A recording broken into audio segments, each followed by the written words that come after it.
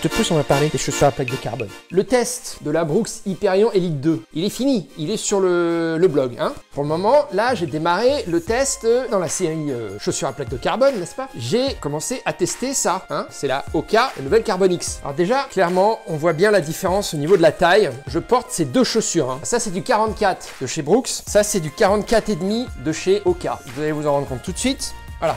Vous voyez la différence? Le chausson, la tige, hein, le chausson de la Brooks est beaucoup plus proche de la fin de la semelle intermédiaire que sur Hoka. On voit bien, il y a très peu d'espace ici, il y en a beaucoup plus ici. Hein. Toi aujourd'hui, si tu es bien luné, tu as envie de participer. Pour mieux me rendre compte du dynamisme et de l'amorti de celle-là, j'ai couru avec ça. Je viens d'aller faire 10 km avec ça. Je trouve que ça, la Brooks Hyperion Elite 2, c'est une chaussure dangereuse. Elle est dangereuse, cette chaussure. Évidemment, c'est une qualité, hein, c'est pas du tout une critique, ce que je veux dire, c'est positif. Elle est dangereuse, pourquoi? Elle est dangereuse parce qu'elle vous force à courir vite. Le dynamisme de cette chaussure est tout bonnement incroyable. Incroyable. Elle est plus légère que celle-là. À vérifier sur les stats officielles qui sont sur le blog, mais je pense que ça c'est plus léger que ça. Hein, voilà. Et je trouve que le dynamisme est meilleur, quoi. Ce qui veut dire que deux choses, c'est que le design de la plaque de carbone à l'intérieur, c'est pas forcément le même. Hein. C'est pas forcément le même, la taille est pas forcément la même, l'épaisseur est pas forcément la même. C'est une plaque de carbone, mais bon. Et puis ce qui joue beaucoup, c'est la mousse. Hein. Ici, sur l'Hyperion Elite 2, c'est le DNA Flash. Le résultat, c'est que ça, pour moi, c'est dangereux dans le sens où si t'es pas en forme, si c'est pas ton jour pour courir, la chaussure elle va partir. Hein. La chaussure elle s'en fout, elle y va, tu vois. La chaussure elle accélère toute seule. Cette chaussure elle te donne des ailes.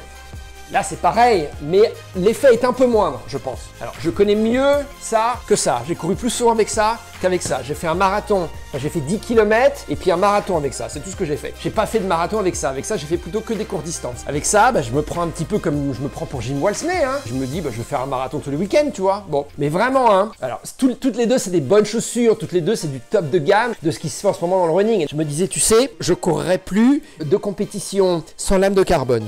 C'est fini ce temps-là. Je peux plus m'en passer des lames de carbone, tu sais. Non, je trouve que les lames de carbone, une fois que tu y as goûté, une fois que tu as bien pris possession de la chaussure, tu as compris comment ça réagissait, ça te convient, tu peux plus t'en passer. Je veux dire, c'est indispensable. C'est indispensable. Voilà. Hein? Qu'est-ce que t'en penses, toi? Tu t'en fous, toi.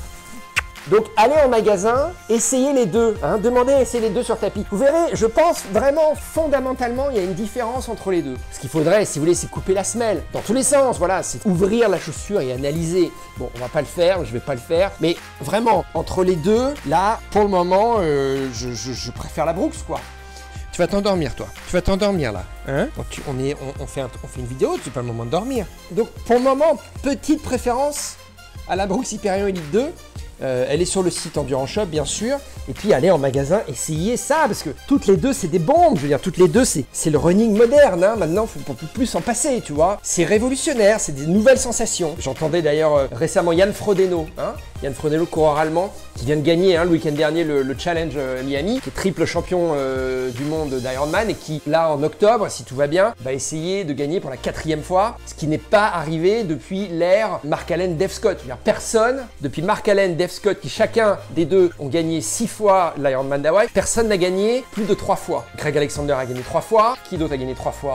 Je sais plus, mais c'est pas arrivé souvent. Hein. Voilà, si Jan Frodeno fait ça, et il va les faire évidemment avec ça. Et lui, il disait dans une interview qu'il a donnée récemment, que j'ai entendu sur YouTube, il disait que effectivement c'est phénoménal ce nouveau système, ces nouvelles chaussures, que ce soit chez Nike, que ce soit chez Saucony, que ce soit chez New Balance, que ce soit chez Brooks, que ce soit chez Hoka, voilà, c'est phénoménal, c'est fantastique, ça remet tout en question, ça remet les chronos en question. Donc il disait, mais les chronos que je fais aujourd'hui, ça veut pas forcément dire que je suis plus en forme qu'il y a un an. Ça veut simplement, déjà, ça veut dire que j'ai d'autres chaussures et je bénéficie d'autres technologies. Donc lui, il disait, il faudrait arriver à calculer le bénéfice de la technologie de ça pour savoir si vraiment j'ai progressé par rapport à l'année dernière ou si j'ai régressé. Voilà. Bon, on le sait, hein, les triathlètes, surtout à ce niveau-là, ils sont dans des stats hyper précises. Mon conseil, même si vous n'avez pas les moyens d'acheter ce genre de chaussures, allez essayer en magasin. Je vous assure, c'est juste autre chose. C'est une autre façon de courir. Alors la question, moi, Copsy, que j'ai en tête, parce que moi je fais beaucoup de trail running,